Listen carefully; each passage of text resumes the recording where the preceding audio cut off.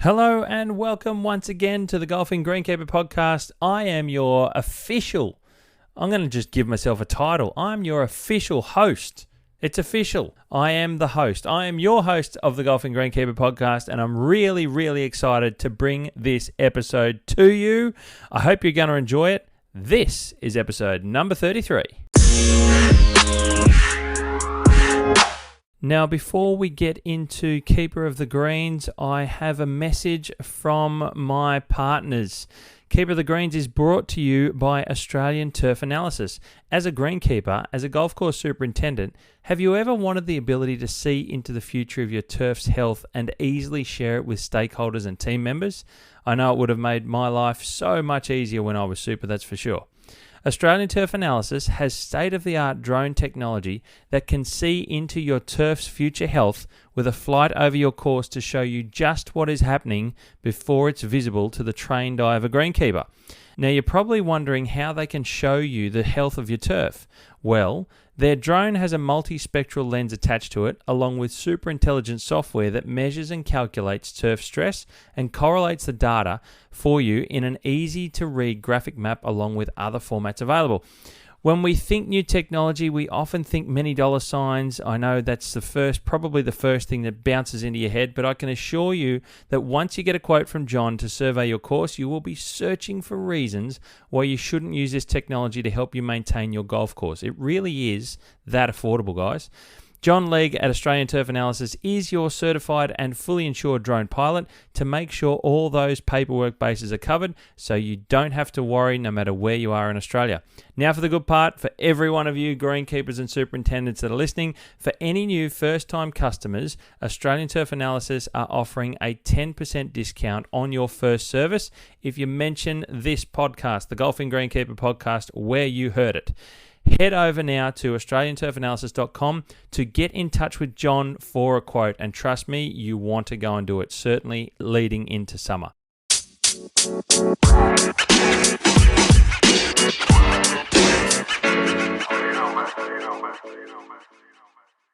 Ladies and gentlemen, as always, we come once again to this wonderful discussion interview segment of the podcast, Keeper of the Greens. I keep talking about how much I'm a fan of it. And today's interviewee, as I'm going to put it, is a superintendent of, we're going to head to a totally different state in Australia. And we're going to go to South Australia into Adelaide to Royal Adelaide Golf Club in itself. And I've got on the line Superintendent Nathan Bennett. G'day, Nathan. Welcome along. G'day, Steve. Thanks for having me. Mate, thank you very much for joining in. I'm really excited about this. And I do have, I've mentioned before, I've got a bit of a love affair with Royal Adelaide Golf Club, much to the dismay of my wife. She sort of looks at me sideways when I just talk about it over and over again. It's just a wonderful landscape, something that very few people, I think, get to see sometimes. So I'm just, it's one of those wonderful landscapes. And I'm so glad you wanted to join in, mate. And let's just kick it off a little bit. Before we get into your story, let's kick off with a couple of questions. Steve, Super 7 questions, mate. You ready to roll? Yeah, go for it. Yep. All right, let's go.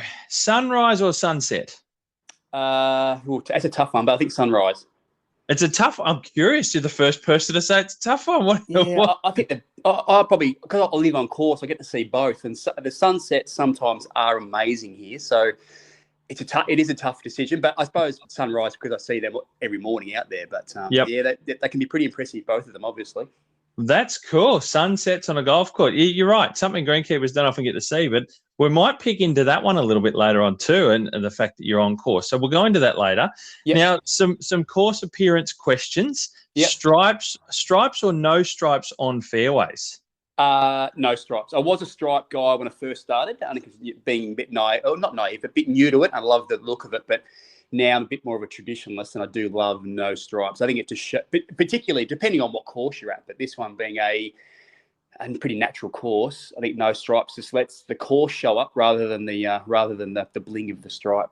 And I think that's a good detail, mate. I tend to agree that it's a bit about what the course offers itself outside those prepared areas that we've got from the turf. So I like the answer, mate. Well done.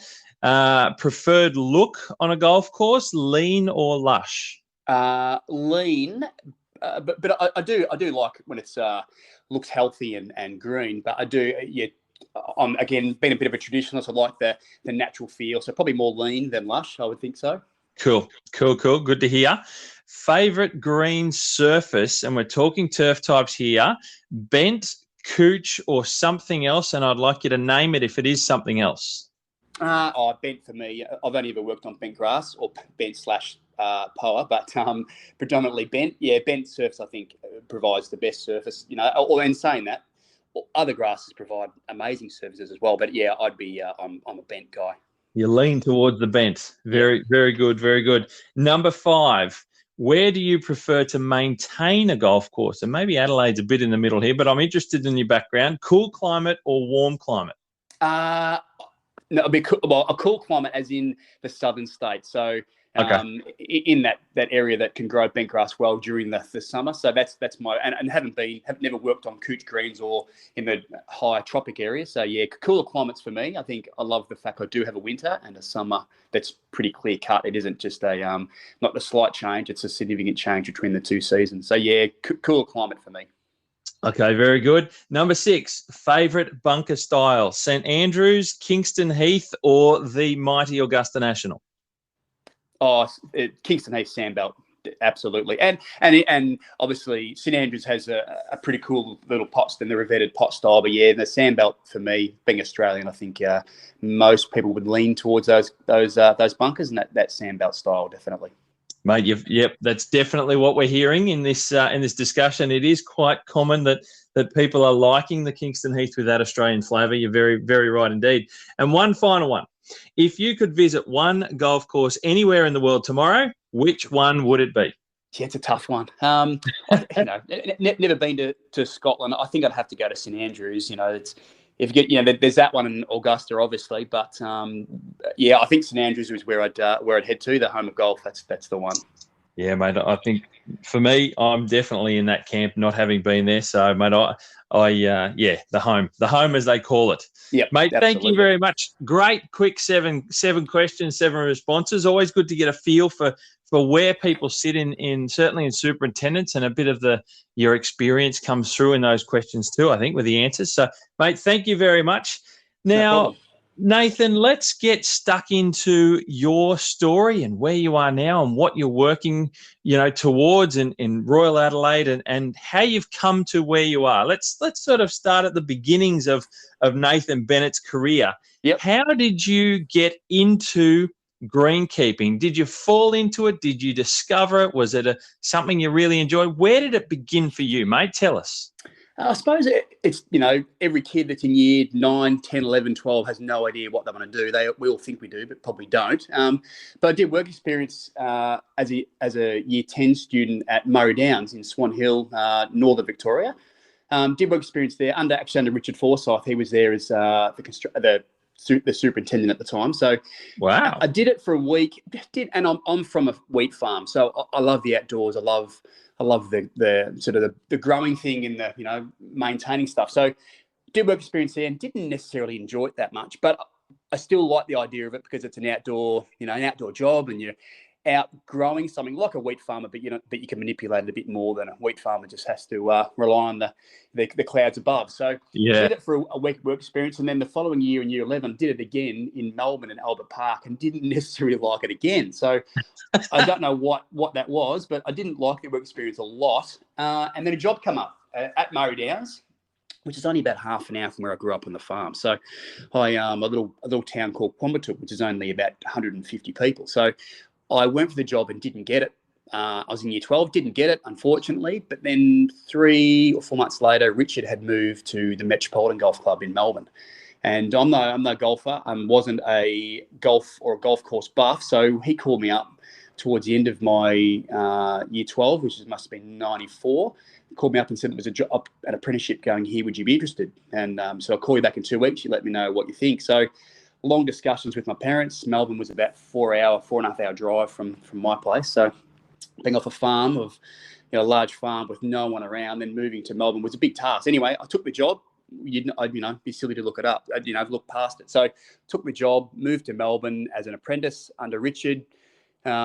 and really never looked back. From day one, I loved it. And it was funny because I didn't like work experience, but I loved the job. As soon as I got there, I felt welcomed by the staff. We had a relatively big staff. We had 14 or 15 at that point, or in there somewhere. And I just loved it. I loved being outdoors. And I think to the sanctuary away from where I lived in Melbourne, and I watched to walk or ride my bike to work and go in the gates. And once I was in there, I could have been anywhere. I was back on the farm almost, no one around, quiet, peaceful, rather than the rat race that Melbourne was. So that's pretty much how it started. I always wanted to do it, although it wasn't. Some guys are really obsessed by it, but I really love the idea of it, and that's sort of how it came about. Mate, that's a fascinating intro. I don't know your background in terms of where you grew up, and hearing that it's rural, because Swan Hill, that's around the border, is it? It's on the border, yeah, on the border. But it's Victoria? Yeah, up north. Yeah, the border. So it's sort of, it's northwest of Victoria, up in the Mallee, so really dry, arid country, wheat farming country, and so Swan Hill's on the border. I lived about 50 kilometres from there, and a large. Upbringing, had a twin brother, so we did everything together. We were inseparable, till I left. So, I left as a 17-year-old, no license. Hopped on my parents drove me down, dropped me off, and I moved. As a 17-year-old, didn't know how to cook, clean, or do laundry or anything, and then have to move to Melbourne. Didn't know a soul. Moved into a house, separated from my brother. Lived with him in the same room for 17 years, and sort of cut him off. So that was a difficult, really quite a difficult time. I had a hard time separating away from my family and friends and brother, really. But work, as I said, I loved work, and that work was my sort of a getaway from being at home and being lonely in Melbourne, going to work. So I spent as much time as I could there each day, and made really, really close lifelong friends in those first 7 or 8 years of work. I'm still close with those guys. Some guys will speak weekly to them and live with them and all sorts of stuff. So really great upbringing from 17 to 24, probably, that really integral part of your childhood or your early adult life. That's where I spent a lot of time at Metro in those times. That's mate, that's unreal. I think that, to me, it sounds a little bit more of an old school generation type thing, of because you literally done. You've gone on the farm and then you've gone to the big smoke on your own. That's sort of the stuff of, like I said, generations long gone, where you might go to boarding school or something, but for you it was starting your work life into the city and did so. Yeah, wow, that's really fascinating. I love that background from regional and country life. So you've gone into Metro, and you've had a bit of a taste, like you said, of golf and what's behind golf and creating a golf course and maintaining it. You basically are under the wing of who is now Richard Forsyth. He's one of the best operators in the country at Royal Melbourne that we've come to know. And he spent a number of years at Metro prior to that. And what was it like being under someone like Richard and beginning your greenkeeping career? What sort of things did you get, not just on the technical side of greenkeeping, but also that, like you said, that work environment and being brought in as part of the group? How was that at Metro in your early years? Oh, it was wonderful. Richard, taking the greenkeeping part of it away, he's an exceptional operator and knows all about it. And he's just, he's very knowledgeable and he gets a job done. But what he does do is he picks the right people and he gets great staff under him and he's able to influence them in the correct way. So when I was there,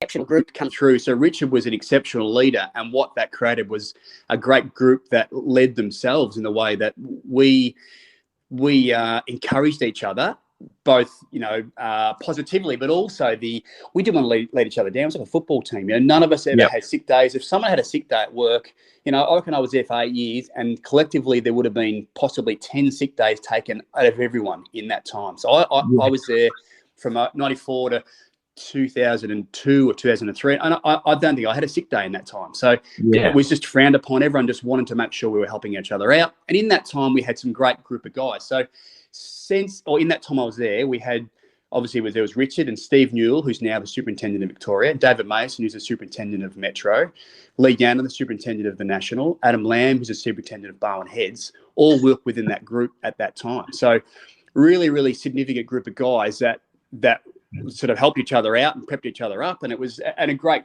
a great group. And Richard was the guy that was able to put that group together. And he continues to do that. He's at Royal Melbourne now and does the same thing. There's a great group of guys down there that he's developed over the time he's been there. And that's the biggest thing that I've learned from him was staff management and being able to, getting the right staff in the right positions and getting them to encourage each other rather than he didn't rule with an iron fist. He never rose his voice. He never he was always positive and encouraging, and that's something that I learned a lot from him. And again, being a 17-year-old, going there and having someone like him teaching us and encouraging us and and influencing us in the right way was amazing. That's what really made me love the job, was the way we were managed and the way we were able to get on with the job and encourage each other. So that was a really important time of my life, and really lucky to have been there under him, but also the other guys that were around me. So as I said, still all really close.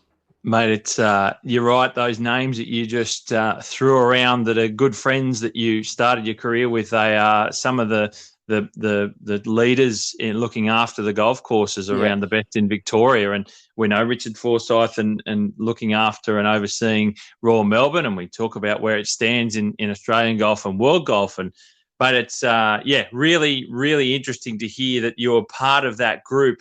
And mate, I think it's what a start. I think that's an incredible way to begin your career, and it's obviously put you in good stead from there to where you then went to. And tell us now, after Metro, what your path was to get you to Royal Adelaide.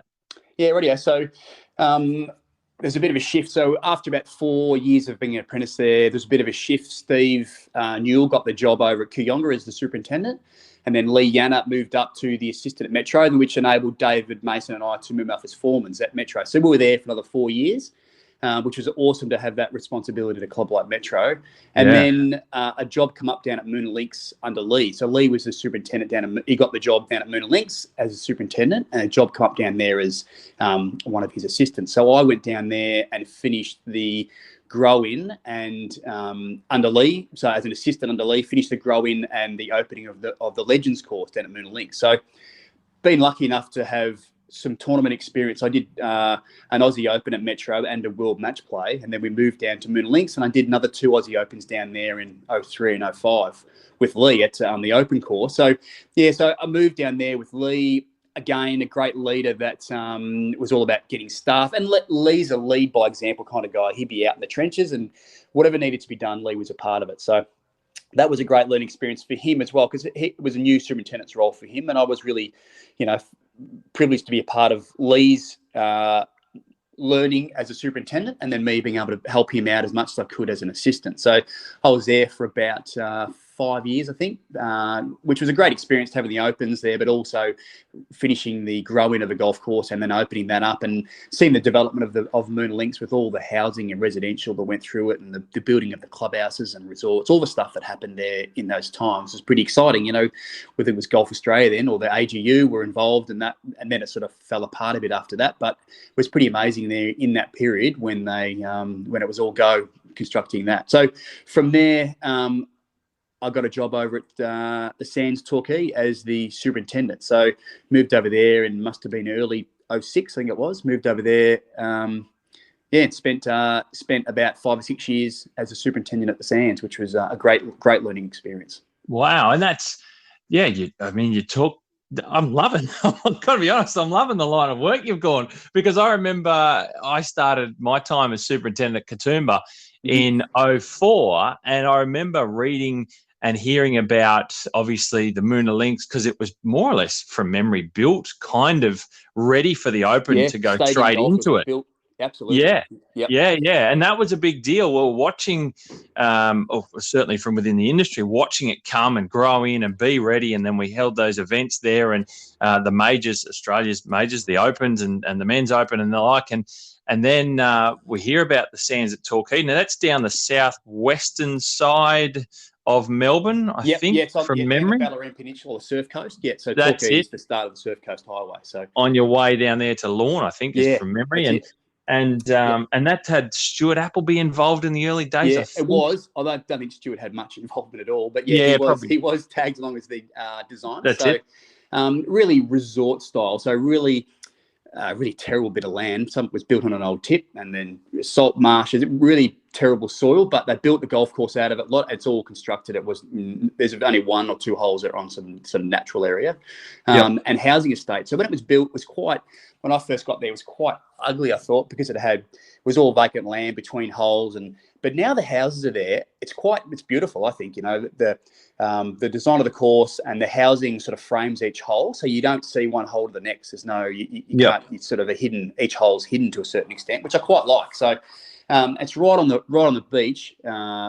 Or right in the sand dunes. Just gets a bit, it's pretty windy down there, and Torquay weather isn't great. It's pretty windy and can be really cold during winter, and summers don't get a lot of heat down there. But great facility to be a part of. When I got there, we had, just before I left, we held the very first knockout series. So before the Sixers in WA was the first thing held. So it was the first. There was 3 rounds of 18 holes, and then the last day was 6-hole knockout series. So the top 32 players went in, and away they went. So that was great to be a part of, the first event like that. I'm not sure worldwide, but definitely Australia-wide. So that was in 06, the start of 06. That's cool. That's very cool. Different style format, like you say. And that was your first appointment as super. Yeah, at a golf course. So I was there in so I started there in 06, and that event was in 11. Sorry, not 06. Yeah, 11. So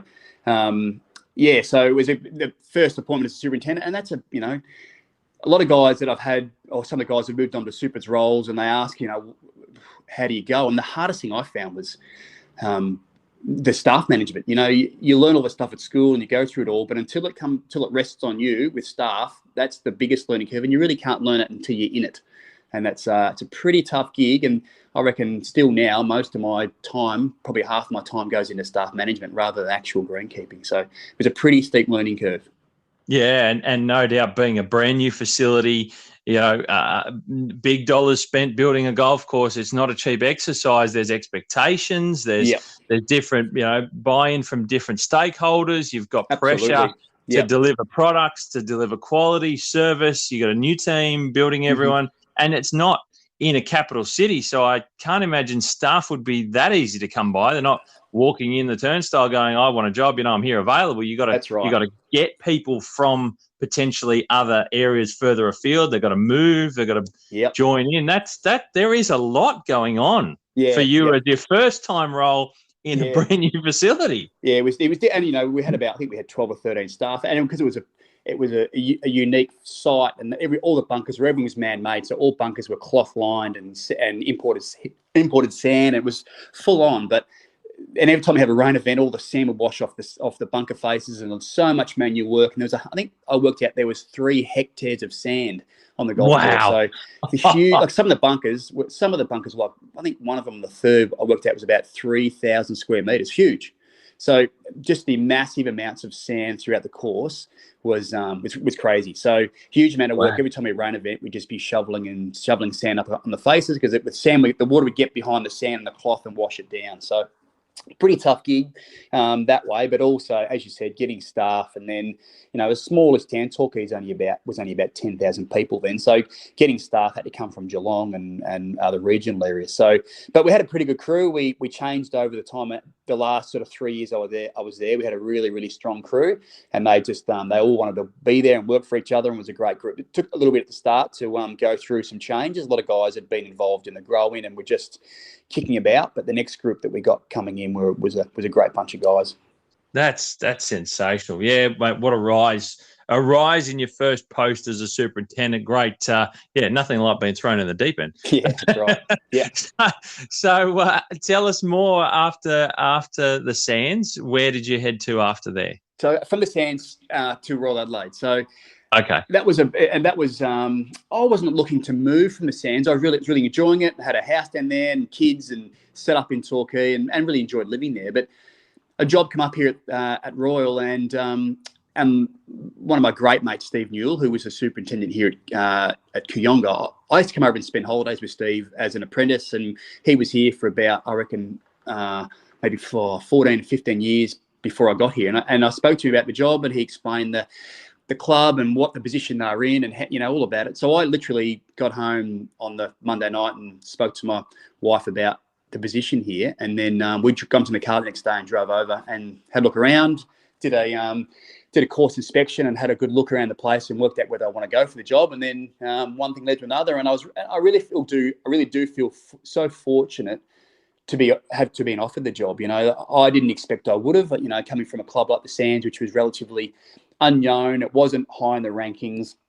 All that stuff wasn't going in my favour. But I think what was going in my favour is the working at Metro and under Richard and under the other guys that were involved, and I think too, and having probably Steve up the road, they were so close with, the club knew that. So I was really lucky enough to be offered the job, and I was, I clearly remember the day they called me up and told me I got the job. I was in the car to pull over for a bit. I was a bit taken back by what had just happened and how my life was going to change for the better, because it's such an amazing place that's got so much history. And, I felt a little bit privileged to be being a part of that history for some time. So, so really exciting time. And then, as I said, didn't think I would get it, but I thought I'd throw my hat in the ring and see what happened, and lucky enough to land here. So packed the kids up, moved over.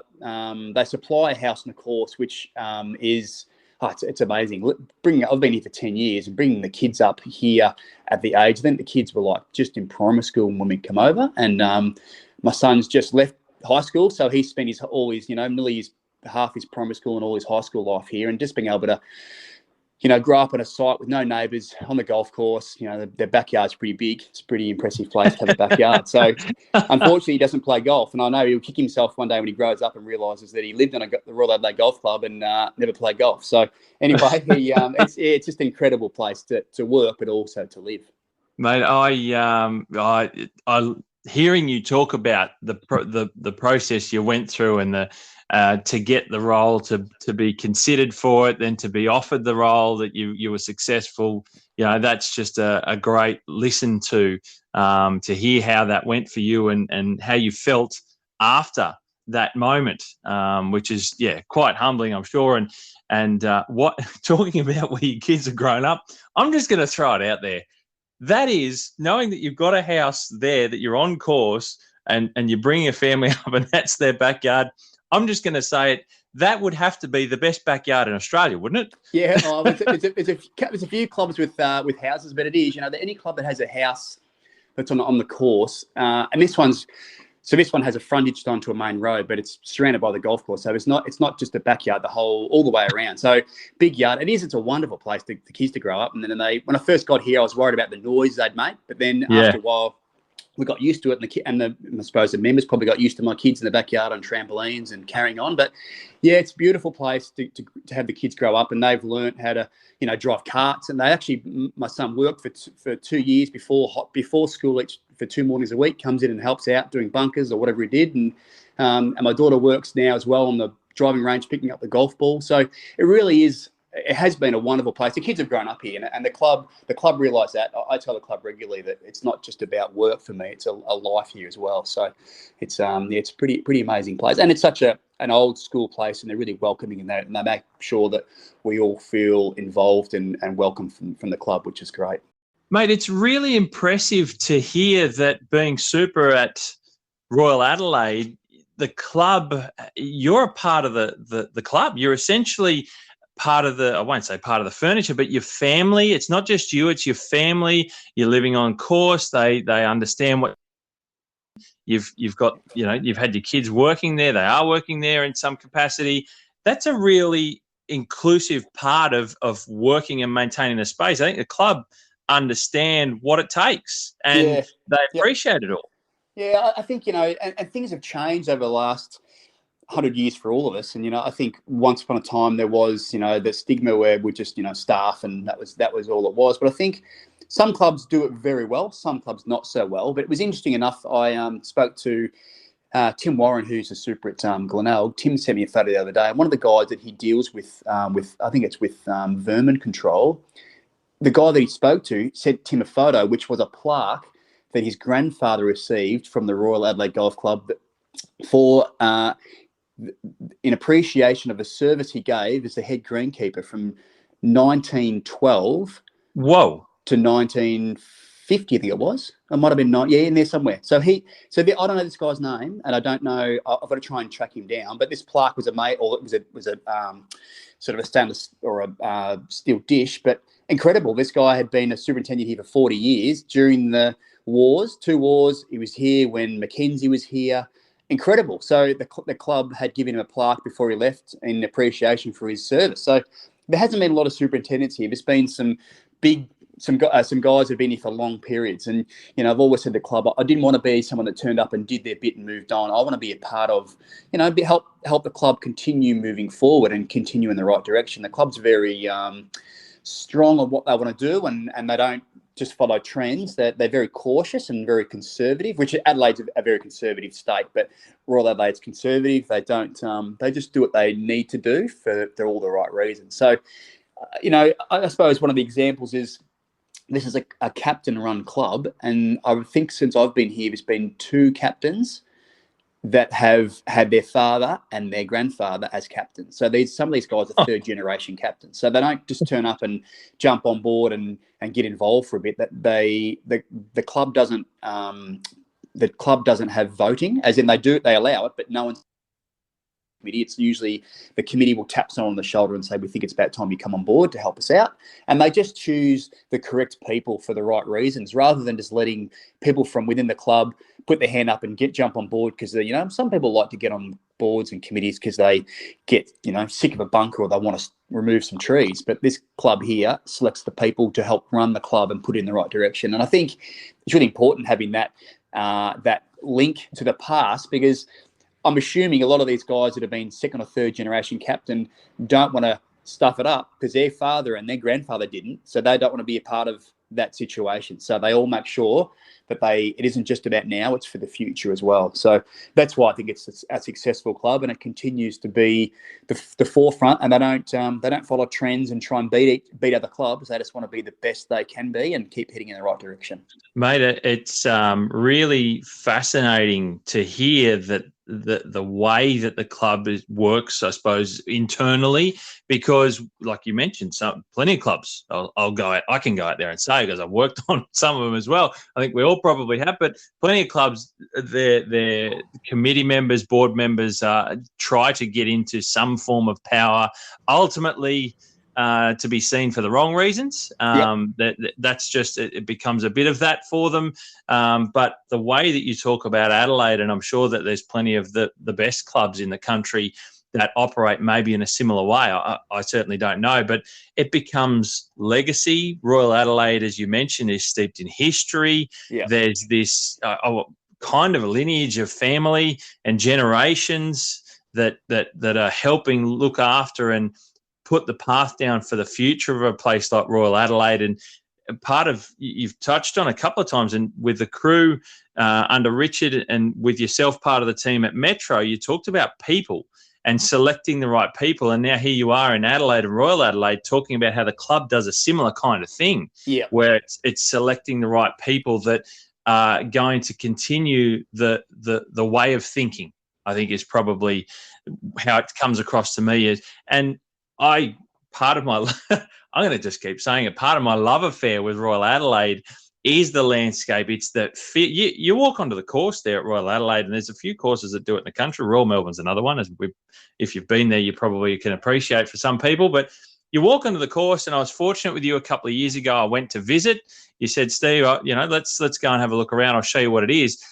Immediately, you get a sense of history. Immediately, you've got this feeling that there's something intangible here that is very, very important and should be treasured and sort of maintained in this fashion, however they've got to this point. Yep. Royal Adelaide oozes that. And I absolutely. Sometimes I don't know how to describe it, but you've kind of given us an insight into how that's come to be. And I really find that quite interesting.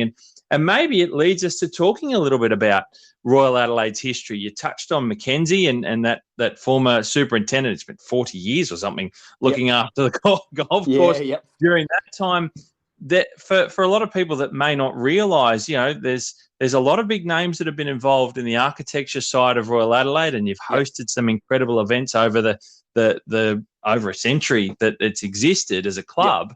Yep. Tell us a little bit about what you're maintaining this, and it's aged and it's matured and it's become a part of Australian golf history in a massive sense. Tell us a bit about it. Absolutely. And the club, because the club formed in 1892, and we just played. They used to play golf in the parklands around the city. So they used to just get a club, and they just, as in a golf club formed, and they would play in sort of makeshift holes around the city, and then eventually they played somewhere down towards Glenelg and some parklands down there, and then they ended up buying this land. So the train line was here before the golf club. So they caught a steam train out because they'd heard the land was available, and they heard that it was good site. So they caught the steam train out through the golf course, hopped off and walked over it and saw the sand dunes and all the surrounding land. So they got together, formed a club, all donated money and put money into this little membership sort of type scenario, and they were able to purchase the land, and it sort of flowed from there. So the guys that first bought it, they went and did some design work. So Rymel was one of them. There's been some guys that have been involved in here and at Kooyonga. So there's been some guys that did some work. And there's been a lot of designs over the years of people that have come and had a little bit a go early on. So they did the works, and then Mackenzie turned up in 26 when he did all the other work around the country. So he was here. They paid him £250 to come and do the work here, and he put a design together. Not all of it was used. Only some of the holes were used from his design. And silly enough, they had this beautiful bit of land, but there's beautiful sand dunes in the middle of it, and they skirted around the sand dunes. So Mackenzie brought that into play. So the holes, probably the most significant holes that people talk about, which is the third hole, short par 4, 260 odd meters, no bunkers, blind tee shot, ridge running in front of the green. He built that one, and he built the 11th, which is the crater hole, which you come over a crest, and the green's tucked into a sand dune that's surrounded by the big sand dune, an impressive looking hole. So he did some of the better holes that are out there. So so he had involvement, and then it sort of sat for a long time as it was. It's funny enough, we found some 1932 footage of the Australian Open here, and it's an incredible bit of footage, but there's not a tree in sight. The place is just a sand dune. It's open, very, very linksy. And then after that, I think they did planting days, and they planted all these pines through the golf course. And the club is really now one of the strong landscapes are the pines through there. And there's two types. There's a halopensis, which is a weed variety, and the other one's a Pinus panaster.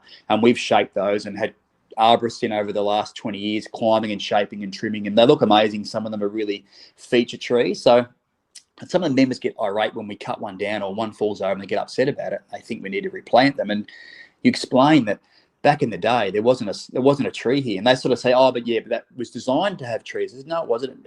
It lasted 30 years before someone decided to put trees throughout the golf course. So we've started to really work strongly on that. And it's been happening for the last sort of 15 years, about removing trees that if they fall, we don't replace them, and removing trees that are undesirable or that are in the way. So, and that's through design as well. So we've had Peter Thomson turn up. He was here in the sort of 80s and 90s and put his mark on the course. And Peter's done some good work, and God rest Peter, but some of the work they did here was pretty ordinary. So a lot of that's been removed now. We've got Renaissance at Tom Doak. He's our designer. He's been here for about 7 years. Wow. So he's been here for that long and done some work. Before him, we had Mike Clayton come do some work. Mike and his team did one hole. It was polarizing. Membership didn't take to it. I think the golfing public and the wider community didn't see it, didn't see what they were trying to achieve. So they stopped that relationship and went to Tom Doak, and Tom came out and tried to rectify that hole as much as possible. Still a little bit polarizing, but I think it's just because it's got a bit of a what the other stuff they've done. People turn up here and don't know what Renaissance done, and I think Renaissance love the fact they do work here and no one sees it. It gets lost in the rest of the course, which is exactly what they want. They're not here to rebuild it. They're here to fix the weaker parts, and the weaker parts they are fixing. So we keep picking parts that aren't quite up to scratch, and they keep working on those little bits. And some of them are shrinking bunkers or widening fairways or whatever it is. So we've done a lot of change in the time I've been here just before I started, they put a new irrigation system in. And since then, we've gained about 4 hectares of fairway. So just by joining fairways, widening fairways, which has been, it presents the course much, much better. Feels like a much more link style golf course. Some people get a bit funny about it because they think they're making it too easy. But I think you look at Tom Doak's philosophy is short grass can be one of the biggest hazards out there in golf. You know, creating shortcut grass doesn't mean it becomes easy. It just means you open your shoulders and go for it and get yourself in a whole lot more trouble. But what we do also is we grow our rough long. So our course really is a seasonal course. So depending on whether you come here in the middle of winter or the middle of summer or whatever it is, it's completely different. So during that sort of autumn period, the roughs, it's a pretty bony and there's nothing out there and you can hit your ball where it's pretty wide. You'd find it, you hit the ball again. You come here at the end of winter, start of spring, or towards the middle of spring, and the grass is knee high. The rough, we just cut the edge of the fairway. So we're just on the edges of it, probably the first 2 or 3 meters, and then we let the rough grow, and it's brutal, much to the membership's disgust. But as soon as it hits warm weather, probably October, and it burns off, the contrast is really, really strong, and we have that wispy grass that blows in the breeze. We have that link style, and the members love it, but sometimes they just have a hard time grasping that you can't have long dry grass without having at some point long green grass. So anyway, it works really well. The members do. Now it's been happening that I haven't cut the rough for 10 years. They keep asking me every year, "Oh, when are you going to cut the rough?" And I said, "Well, I haven't cut it for 10 years, so I'm not sure I'm going to start now." But we just let it go, and the membership do love it now. They appreciate what we're trying to achieve, and it just creates a championship style golf course without being tricked up. It's, you know, when we've had 2 women's opens here in the time I've been here, and we present the course exactly the same for the women's tournament as we do for members play on Saturday. There's no more rough cut or shortened or lengthened, or we don't do anything different other than cut it more often, the turf surfaces, to prepare a better surface for TV. But other than that, the course is prepared the same for a tournament as it would be for members play. So I'm not sure I got into that topic, but that's really, mate. I'll jump. I'll give you a second to have a breath. There's a whole lot going on there, and it tells us a lot about Royal Adelaide. And I'll probably dive into a couple of parts with you here, and I'll work in reverse. This could be a bit like a reverse Seinfeld episode in a moment. I'll start off with that rough, because when I was there and you showed me the course and how it works and how it functions and the landscape, and I think this is part of, for me, what makes it, in my opinion, I claim Royal Adelaide when I talk to people as the best version of an Australian golf course we have, and the most iconic version of one, because you mentioned the distinct seasons. We talk about, you know, its sandy landscape, which then leads to those changes as you get the rain in different times. And there's not a lot of rain in South Australia and Adelaide, but when you get it, it's there in the temperatures and you get a bit of growth, then it burns off. And we have this big cycle, and they're distinct seasons, like you mentioned. And you have all the different temperatures and that heat and that dry through summertime. I don't know if you get frost, maybe you don't quite there being close to the water, but there you go. I mean, because you get that cold, clear sky winter, where everything just really crisps out, and then those freezing-ish night temperatures.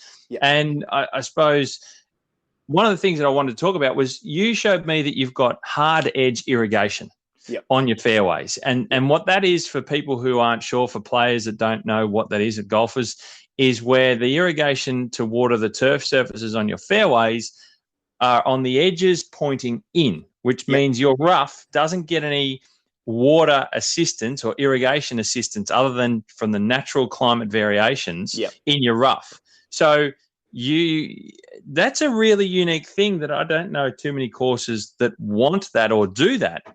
You save a lot on water, no doubt. You save a lot on, you haven't mown. I've never heard anyone say they haven't mown the rough for 10 years. But I think that's an interesting feature. And the changes, there's no changes to tournament prep.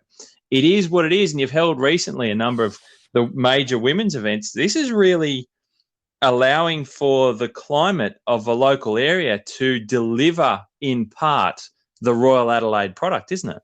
Yeah, it is. Yeah, it is. And the system that was put in about 12 years ago, and we continue. We spend a lot of time and effort on our irrigation system because it's a significant, outlay. But also we have an irrigation technician, and he's constantly working on. He does little things always adjusting sprinklers and depending on the season too. We get a lot of sou'westerlies in that sort of October, November. So he'll adjust sprinklers to it accordingly, because we tend to get dry spots and edges where the sprinklers won't reach because of the wind. And then when that stops, then he readjusts them again. So as you said before, we water nothing off the playing surface. So if it's watered, it gets cut. Other than that, we don't. And as in cut short, we don't. We rough cut the very edge of the fairway, just to make sure that, you don't want to miss the fairway by 2 foot and land in a foot long grass, but we cut the very edges. But if it's watered, it's cut short. So it's very traditional. We don't, all our mowers, there's only 2 heights, or 3 heights. There's greens mower height, which is currently at 3 mil. And then we have tee surrounds, green surrounds, fairways, everything at 9 mil.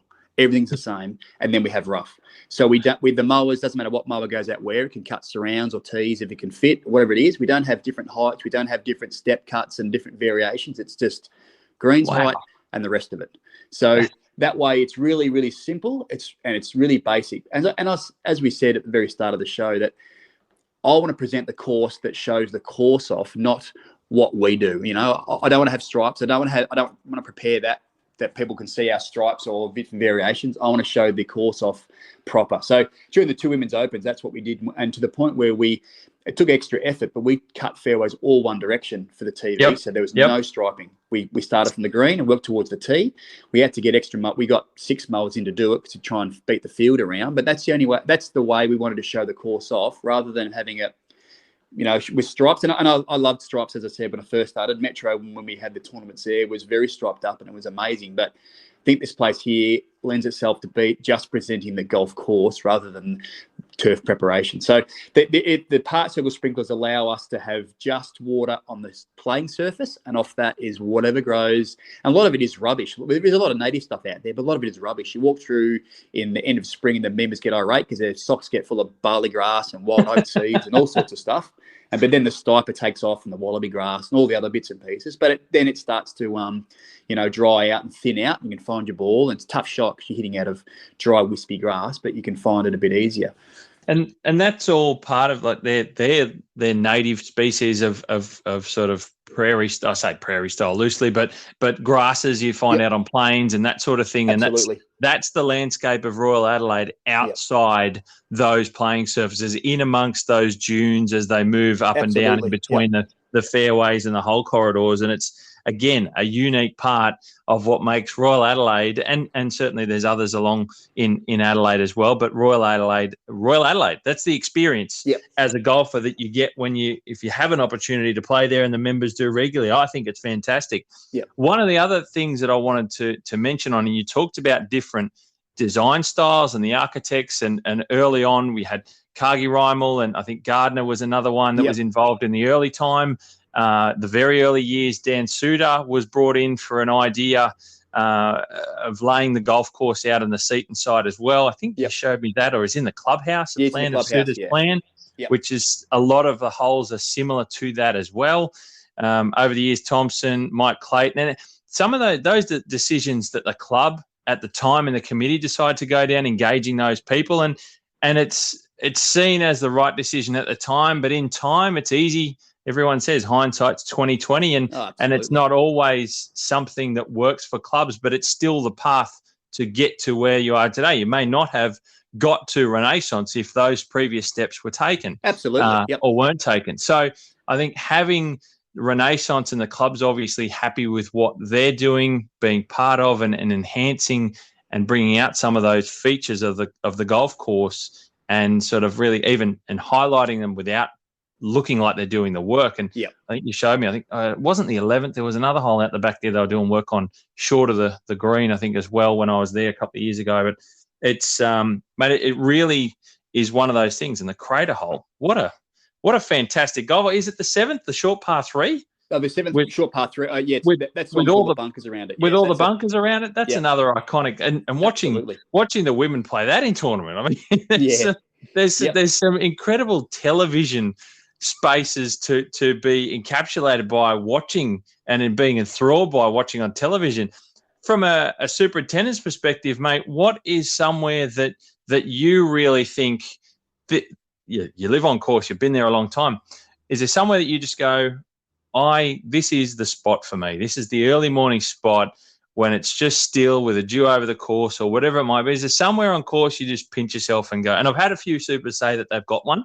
I'm curious to hear what Royal Adelaide is for you, mate. Tell us, and as a player, can you see that or experience that on your way around as well? Yeah, absolutely. So for me, it's the highest point, which is there's a rotunda, which is a building built on the top of the sand dune at the highest point. It's in the junction between, near the end of the 6th green, halfway between the 7th tee and 7th green. On the other side of the rotunda is the 11th, the crater hole, and it's just near the 8th tee. So from that spot, you can see you see 6, 7, 8, 11 and 12 all from one vantage point. And that's why the rotunda was put there. It's a midway point where golfers can come. There's a toilet there and drink station. And there's actually a little bar area underneath it. So it's a wonderful spot. So I often, I'm on an early morning, we have an Instagram page and there's a lot of our footage comes from that spot, which is you get up there, the sun comes up and you can see almost the whole of the front 9 and some of the back 9 holes. And it's just, it really does show off the flat links feel of the golf course, and then it sweeps up onto the sand dune. So, it's funny living here. I've spent quite a few New Year's Eves up on that. You can see all the fireworks from the city. And members don't see it because a lot of people play golf and they just look for the golf ball and hit the golf ball. But when they go out for a walk and actually stop and look around, it's an incredible spot right there. So a lot of the staff you'll often see on a good morning. I love when I see some of the staff park a mile, get up and get off and get their phone out and get either a video or a photo. It just shows that they're proud of where they work and they love being here as well. So that's a spot that's a spot that I take advantage of. And I think it's funny that there's footage. We got some black and white photos in the hallway or the breezeway of the clubhouse, and some of those photos were taken back in, I think one of them might have been 1906 or 1907. And there's a little rotunda. It's a little hexagon-shaped building that was put on top of that sand dune back then. And the rotunda that's built now is a hexagon-shaped building. They've tried to replicate what was built back in the early turn of the century. So a bit more grand than what the old one was. But again, trying to keep with what was here. So that those holes haven't changed, and they've been where they are. So they've tried to in keeping what was around the place. So that's a pretty impressive little spot up there when you get to that point and you can see all the way around. You see the train coming through. So, we haven't probably touched much on that, but when you're up there, you can see the train pretty much the whole length go all the way through the golf course. Mate, it's given me goosebumps when you showed me around. Just thinking about it now, when you showed me a couple of years ago, that location. And I love it. You like to see and hear the team members be proud of what they're part of, be proud of what they're preparing, and the club as well.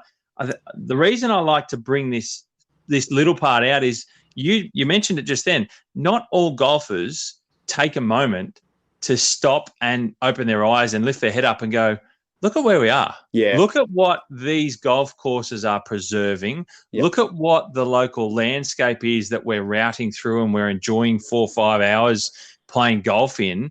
This has been here for a long time. It's being preserved and protected in pockets of the remnant natural landscape that we're able to experience every time we play golf. I think more golfers need to do that to appreciate even more still what golf clubs and golf courses are harbouring and what they're protecting within their space. And I think it's most important that more people do that. I really like to hear that side of it, mate, especially around that rotunda.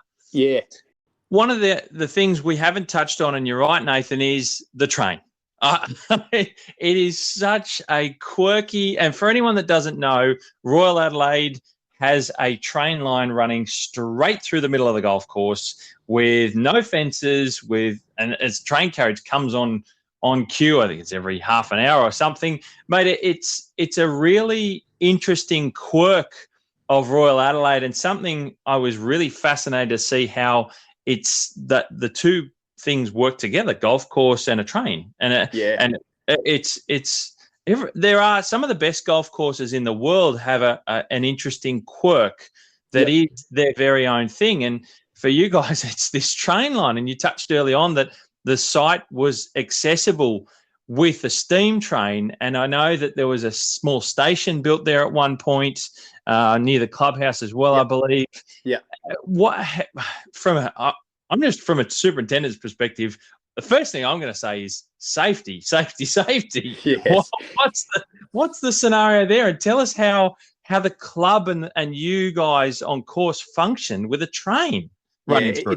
It's a really interesting one because we had a near incident a little while ago where one of the bar staff got too close and that got too close to the train. As the train went around, it was on a bend. As it goes around the corner, it clipped the front of the cart and pulled the front wheel off the golf cart. So you can imagine that stood up a little bit of investigations and discussions. But it's a handshake agreement that the club have with the rail authority that the train line goes through. There's no fencing. The only thing we have, so at each, there's 1, 2, 3, 4, there's 5 crossings.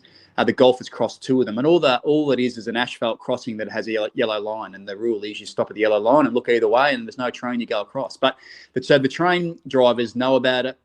They get a bit jumpy because some members, they're older and they just talking away and they get used to it a little bit because it goes through every 15 minutes. So it goes one way, and then 15 minutes later it goes the other way. So it goes pretty regularly. It's 2 little carriages. It does about 50 to 60 k's an hour as it goes through. So it can get on you pretty quick. For my staff, it really is, we talk about it regularly and often we do continual updates on our, inductions and SOPs and that sort of stuff. So we're always making sure we're aware of it because we are at most risk with machines coming to it all the time. But it seems like we're pretty good with it. It's the golfers that just get a bit blasé about it. Some of these members are, some of them are elderly and they just wander along. And so anyway, there's been no injuries as far as I know. There's been some loss of golf bags and golf buggies when people put now they've got those electric ones or the motorised ones and it goes on and stops on the train line. All of a sudden the train comes through and takes the bag out. So that's happened a few times. But it is such a unique thing. And, there's been stories, and whether this is folklore, there's a story where many, many years ago, a guy hit a golf ball hit the golf ball for second, and it landed on the train. So when the train pulled up at the crossing, at the station, which used to be at the clubhouse, they threw the ball out onto the second green. So there's all these sort of stories. But so the clubhouse was built where it was because that's where a train station was. There's a little station there, and that was a part of the pro shop. So we've got black and white footage in the clubhouse from 1930 where there's a steam train pulled up and you can see all the pedestrians getting off, all the golfers. And then in the next footage from a plane, you can see where the planes, the trains taking off and all the steam coming out of it. So, and I think in 1906 on the opening day, there's a footage of a train pulled up and it's like big wooden carriages where all the spectators are getting off. There's hundreds of them getting off and flying out to the golf course, watching the first round of golf being played here. So it's held. The train line is really significant, and I think the train authority think we hate it, but we love it because it's unique. And a lot of people turn up here and play golf, and you see them all getting photos. All of them out getting photos as the train goes through. And I still pinch myself every time I scoot through. I got some great footage of on our Instagram posts of the train coming through and amongst the guys doing work. It's really unique, and it's as you said before, it's quite quirky. We have a lot of quirky stuff here at the course with quirky holes and the way they, you got to hit the fairway will stop before you hit into a green, or just the way some of the holes are built. And I think that sometimes leads to, great golf courses too, not just being a cookie cutter like some of them are. This is a bit unique, and that's what puts it different to the rest of the courses around, I think. I agree 100%. And all those little quirks add up to a Royal Adelaide, in my opinion, and I talk about the landscape because I think that's just such a key component to an experience at Royal Adelaide. But that train was one of the first things I was most interested to see how it functioned as part of the club. I didn't know it was still live when I got there with you, and all of a sudden you go, yep, there's the train, and it literally go. And I couldn't stop taking photos or videos of it. It fascinated me beyond end. I just couldn't. And the other thing was you talked about sort of that something that people really love to see as it goes past. I think people would think it puts you off golf or whatever. I think it becomes normal at Royal Adelaide. And if you took away, God forbid, and I say that with true passion, God forbid the day may or may not, hopefully it never does come, where there is no train. Yep. I shudder at the thought of a Royal Adelaide without a train, because it's not just the track. It's the fact that it's a working train line. Absolutely. Yep. And considering that when it goes past the clubhouse, it's about 7 meters from the clubhouse. So you fit between the pro shop and the train line, which is about the part of the pro shop is probably 50 meters long.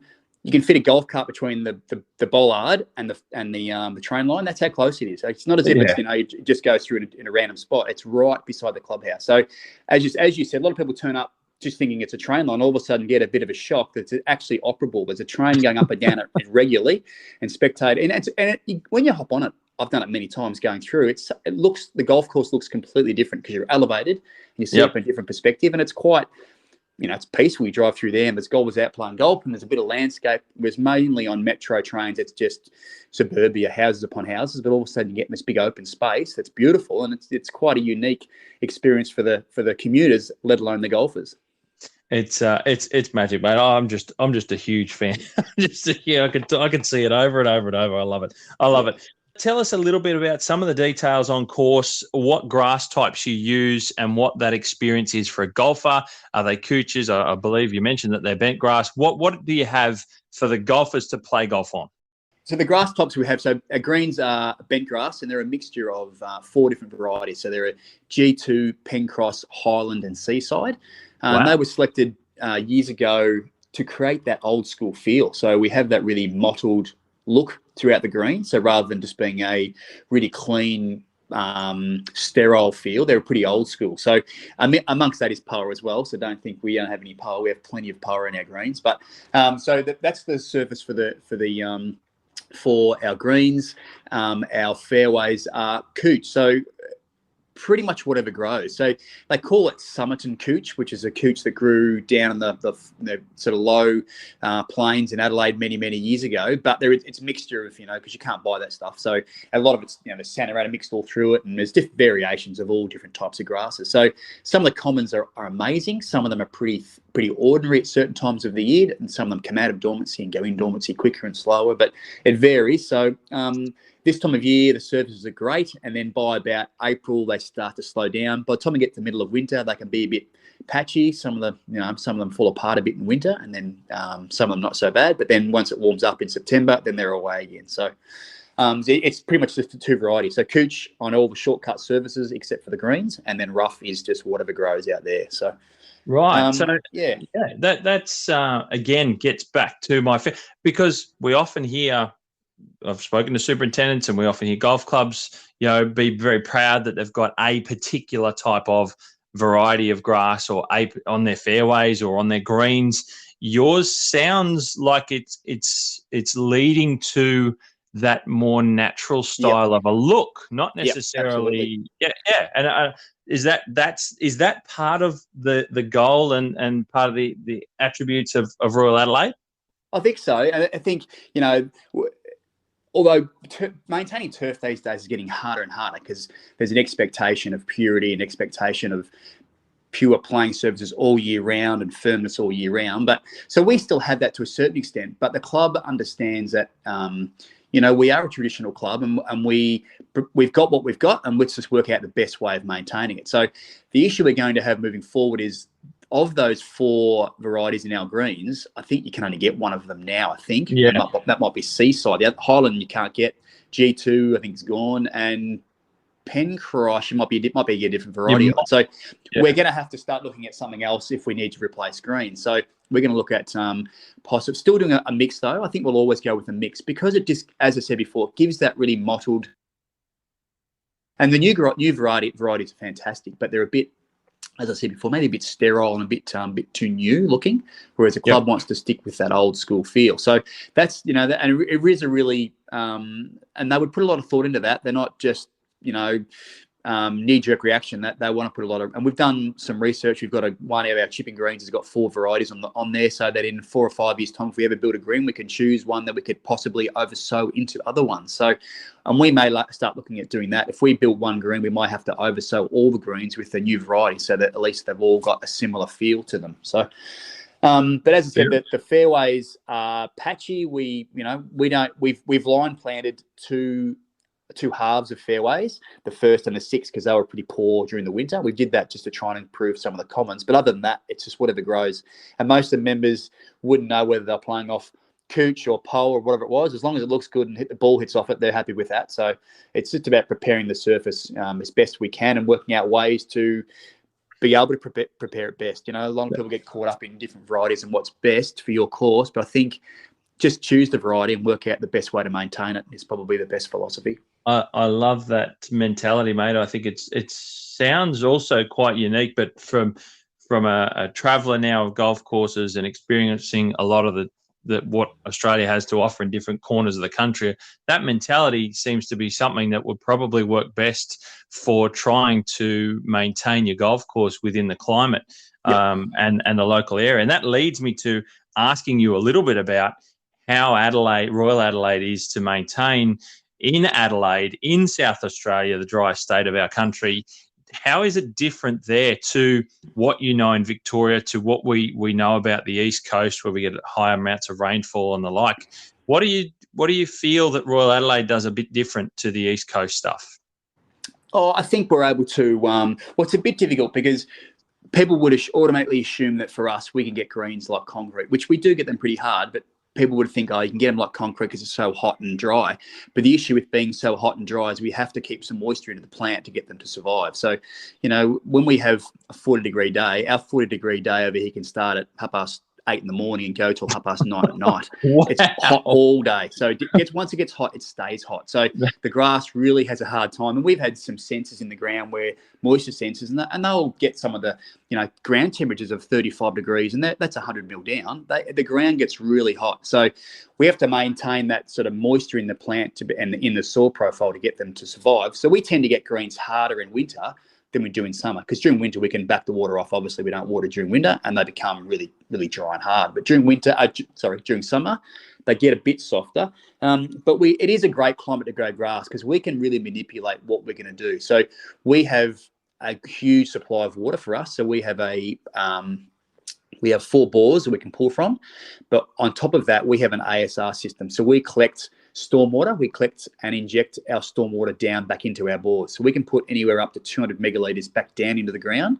and pull that out plus what's our allocation. So we have a really great water source and water quantity. So if it's really hot and dry, we're able to really manipulate what we can do with the water rather than, in the I suppose the eastern sides, and particularly southeastern in Victoria, you tend to get raining periods during summer, which is a great help. But what that does is it, greens everything up too much, or it greens the roughs up, whatever it is. Whereas we can really manipulate where we want the water to go, how much we want to put out, and keep it under control. So it does allow us to have really strong warm season growth, and that our season is pretty long. Our summer season probably goes from September through to April. So we get a long period of growth from our warm season. So we have a smaller window of dormancy. But yeah, so the warmer weather really it can really dry stuff out, and we can, really control some of that water because we've got plenty of it, and we can control where it needs to go and prepare the course and show the course off. As you you said before about being a hot, arid place. From within the clubhouse looking out, looks amazing having this really dry, harsh conditions outside, but ribbons of fairway and green and tees that all join together throughout the sand dunes and throughout the mounding, that you can get snippets of it from the clubhouse, and it has that real cooling effect, or it feels like it's a bit more cool out there than on a 42-degree day, and you're still seeing ribbons of green grass through the dry rough and through the dry sand dunes. Is pretty unique. Very much so, mate. It's I just find that all very, very interesting in how you guys go about maintaining and presenting a Royal Adelaide. And you talked about something really unique there that I think a lot of people may not understand, and I don't know a great deal about it. You said, you correct me if I'm wrong, you collect stormwater and then effectively store/replenish a groundwater reserve by pumping it down in the ground. Yep. And then you can then redraw through your bores from that underground. Is that a natural underground storage? Yeah, so it's a huge aquifer down there, and artesian bores we have, and they're about 150 metres down, so they're a long way down. We pull, I think our 4 bores can pull out somewhere in the vicinity of about 60 litres a second, can pump out of those 4 bores into our tanks. And we push water. So when we have a rain event, so if we had a 10 millimetre rain event now, we would probably get maybe 10 meg out of that rain event. So it's a huge catchment, between here almost to the city, comes all the way through. And it just happened to have a stormwater pipe. It's about a 3-foot diameter pipe go through the back of the course. Wow. And when they tapped into that, and that So when that goes past, we have 2 pumps. So the water goes down that pipe, and they've got a cut out of that pipe, which drops into a pit. And out of that pit, we can pull out 250 litres a second comes out of that pit into our wetlands. The wetlands then feed their way through and cleans the water. And then by the time it gets around to the last pump, we pump that water back down into the ground. And it just goes back down the same tube that the water that the bores are in. Just pushes back down and it just forced into the ground and in theory, goes out into a balloon in the ground.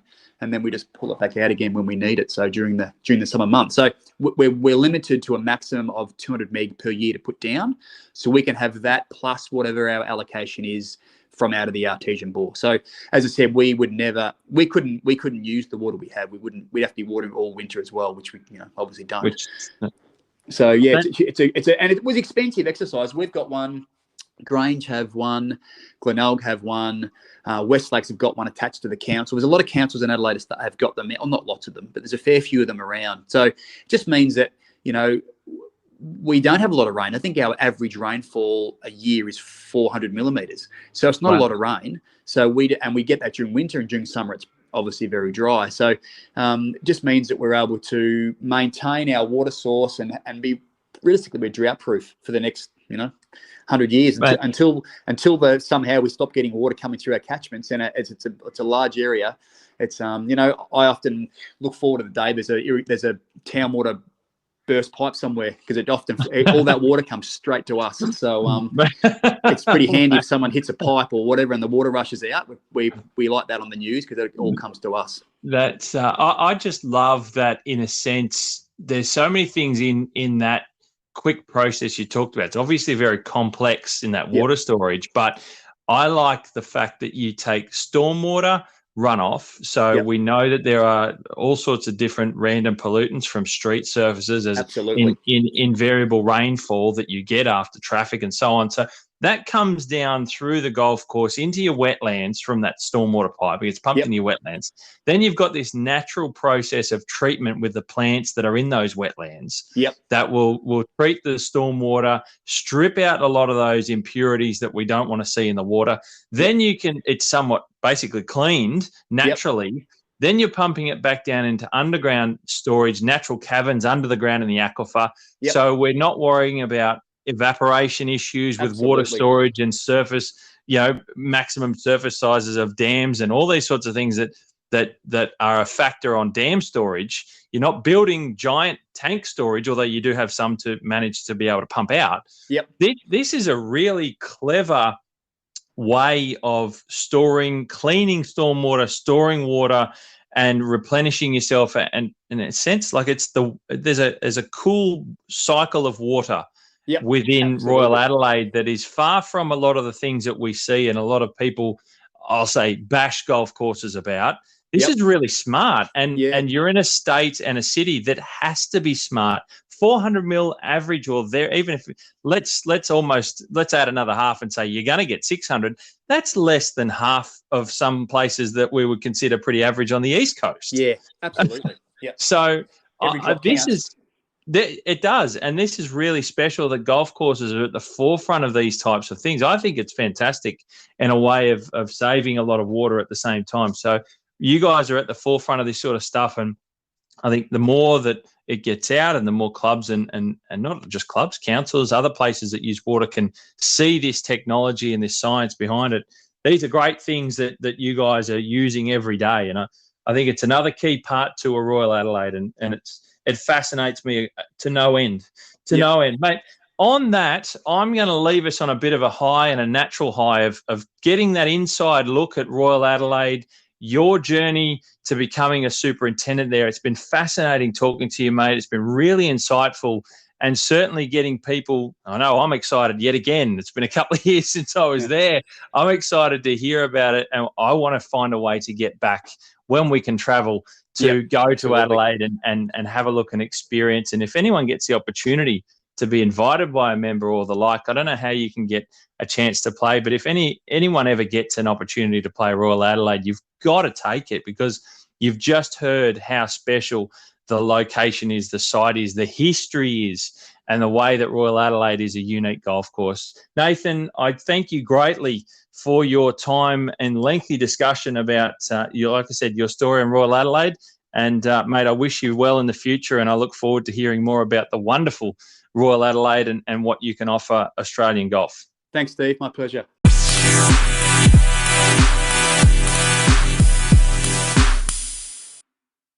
Wow.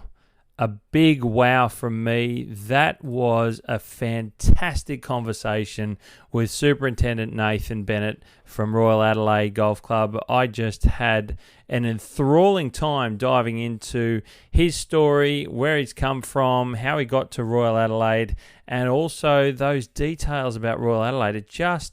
It really paints a picture of how important a place it is, but also how much of a treasure it is. And I've been saying that about a few select places that I've come across, certainly in recent times, but Royal Adelaide is just one of those spectacular places. And if you do get the opportunity, make the most of it. Don't give it away, and get out there and take in every experience you can there, every second, to take it all in. I'm a huge fan of it. And you heard Nathan talk about, get over to their social media, have a look on on Instagram. They've got the Royal Adelaide Golf Club Greenkeepers, I think it is. That's one of their handles for their Instagram page. Great insight into what goes on, certainly the landscape, and you get a feel for Royal Adelaide as well, if you haven't had the luxury of going there. I haven't had the luxury of playing, but I have been there, and it is quite fantastic. So thank you very much to Nathan. I really hope you as listeners enjoyed it. And look, just please, I would love for you to leave a review about this one. Really hope you enjoyed listening to it, took something out of it. And so leave a review for us. Always good to read messages from people, which is really nice and really exciting. So thank you, anyone who does leave messages. Send me a DM, send Nathan a DM, Royal Adelaide, whatever. Please like, share, subscribe also to the podcast so you can stay up to date when we get these segments out, and any new segments and bits and pieces that are coming out from time to time, because I do have an episode every week for you. So hopefully you enjoy it and you take it all in. Now, a quick thank you again to my partners for the podcast for the Keeper of the Greens segment of the podcast. Thank you to Australian Turf Analysis for being on board and supporting it. And don't forget, guys, when you want that discount for that service, you get over to australianturfanalysis.com. Thank you, everyone. You have yourselves a wonderful week.